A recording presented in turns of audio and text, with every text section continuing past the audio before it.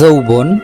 যৌবন এমন একটা জিনিস, এই সময় আপনি ইনকাম না করলে আপনি আপনার পরিবার হারাবেন। আর এই সময় আপনি যদি ইবাদত না করেন তাহলে আপনি জান্নাত হারাবেন। তাহলে আপনি ভাবেন আপনি কোনটা করবেন? অবশ্যই আপনাকে দুইটাই করতে হবে। আপনাকে ইনকামও করতে হবে, আর জান্নাত পেতে হলে আপনাকে ইবাদতও করতে হবে। যৌবন এটা এমন একটা সময়, এই সময়ের ইবাদতকে আল্লাহ তাআলা অনেক বেশি পছন্দ করেন, এবং এই সময়ে আপনার ইনকাম করার সময়।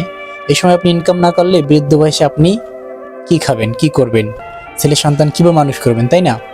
এই জন্য আমাদেরকে ইনকাম করতে হবে হক পথে, হালাল পথে, এবং তার সাথে আমাদেরকে ইবাদত করতে হবে। এখন মূল বিষয় হচ্ছে, আমরা যদি ইনকামের দিকে যাই তাহলে আমরা ইবাদত করতে পারি না। কেন পারি না? আমাদের অফিসের সময় হয়ে যায়, আমরা অফিসে থাকি, আমরা কাজ করি, আমরা খেতে খামারে কাজ করি, আমাদের সময় পাই না, তাই না? বিষয়টা এমন হয়। আর এমনও হয়, আমরা যে প্রতিষ্ঠানে চাকরি করি সেখানে আমাদেরকে ঘুষ খেতে হয়, আমাদেরকে মানুষের সাথে অবৈধ কথা বলতে হয় বা সম্পর্ক করতে হয়, এরকম অনেক বিষয় থাকে। তাহলে আমরা ইবাদত কিভাবে করব? এটা প্রশ্ন আসে, তাই তো? আপনাকে অল্প ইনকাম করলেও আপনাকে সাথে সাথে ইবাদত করতে হবে। আপনাকে হালাল ইনকাম করতে হবে, সেটা অল্প হোক, সামান্য হোক।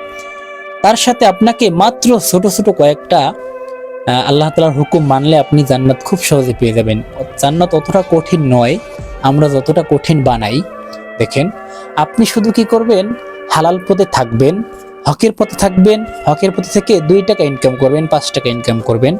আর আপনি 5 ওয়াক্ত নামাজ পড়বেন, 5 ওয়াক্ত নামাজ পড়বেন, আর আপনি শুধু হালাল হারাম এগুলো মাইনে চলবে। হালাল হারাম এতটুকু মাইনে চললে, আর আপনি 5 ওয়াক্ত নামাজ পড়লে, রাসূলের সুন্নতগুলো ঠিকঠাকভাবে আদায় করলে, মানুষের সাথে ভালো ব্যবহার করলে, মানুষের হক নষ্ট না করলে, এরকম ছোট ছোট কিছু বিষয় যদি আপনি একটু খেয়াল করে চলেন, তাহলে দুনিয়ার সামান্য এই দিনগুলো কাটিয়ে যেতে পারবেন আপনি। এরপরে অনির্দিষ্টকালের জন্য, মানে হাজার হাজার বছর আপনি জান্নাতে থাকতে পারবেন। এখন এই সামান্য দিনগুলো আপনি কিভাবে কাটাবেন, এটা একদম সহজ। দেখেন, মাসে 30 দিন, বছরে কয় দিন? এখন যদি আপনি একটু ভাইবে চিন্তে চলাফেরা করেন, এই দিনগুলো অল্পতেই শেষ হয়ে যায়। আমরা গড় আয়ু হচ্ছে আমাদের 60 বছর, 63 বছর, 70 বছর। তাহলে এই সময়টা এমনিতেই কাটে যায়। আপনার ছোটবেলায় 15 বছর, 20 বছর তো এমনি কাটে চলে গেছে, তাই না? এই সময়ের তো হিসাব আল্লাহ এমনিতেও নিবেন না, সাবলক হওয়ার আগেরটা।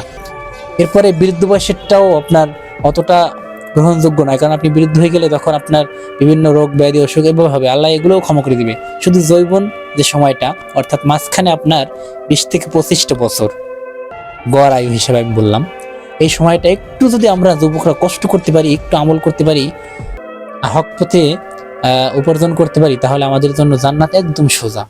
ইনশাআল্লাহ আমরা চেষ্টা করব।